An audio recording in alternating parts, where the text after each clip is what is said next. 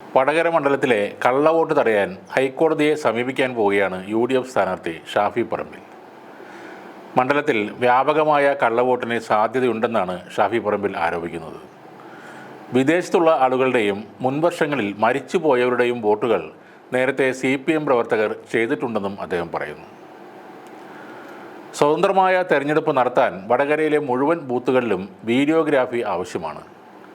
Booth ചുമതലയുള്ള ഉദ്യോഗസ്ഥരിലും police ഉദ്യോഗസ്ഥരിലും കൂടുതലും CPM അനുഭാവികളാണ്.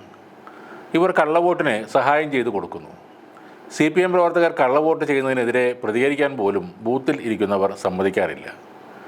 ഇത്തവണയെങ്കിലും വോട്ടർമാർക്ക് ഭയരഹിതരായി ബൂത്തുകളിലെത്താൻ കഴിയണം. പാനൂർ സ്ഫോടനത്തിൻ്റെ പശ്ചാത്തലത്തിൽ എല്ലാ ബൂത്തുകളിലും സുരക്ഷയൊരുക്കുന്നതിൻ്റെ ഭാഗമായി കേന്ദ്രസേനയെ വിന്യസിക്കണം. പോലീസ് റിപ്പോർട്ട് അനുസരിച്ച് ബോംബ് നിർമ്മാണത്തിന് പിന്നിൽ CPM പ്രവർത്തകരാണ്. തെരഞ്ഞെടുപ്പ് സമയത്ത് എതിർ പാർട്ടി നേതാക്കളെ ആക്രമിക്കുകയായിരുന്നു അവരുടെ ലക്ഷ്യമെന്നും ഷാഫി പറമ്പിൽ പറയുന്നു.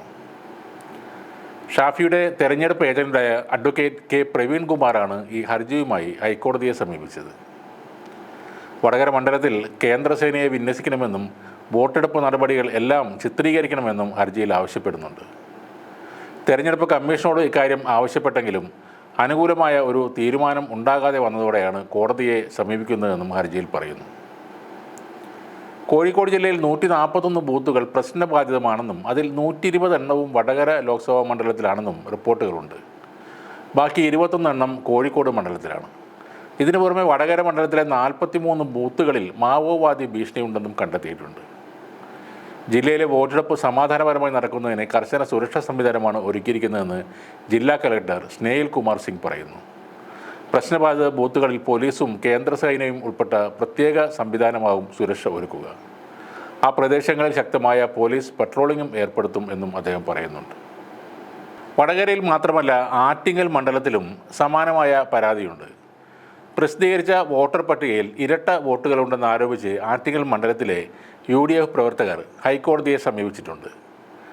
മണ്ഡലത്തിൽ ആകെയുള്ള 13,93,134 വോട്ടർമാരിൽ 1,64,237 ഇരട്ട വോട്ടുകൾ ഉണ്ടെന്നാണ് UDF സ്ഥാനാർത്ഥി അടൂർ പ്രകാശ് പറയുന്നത്.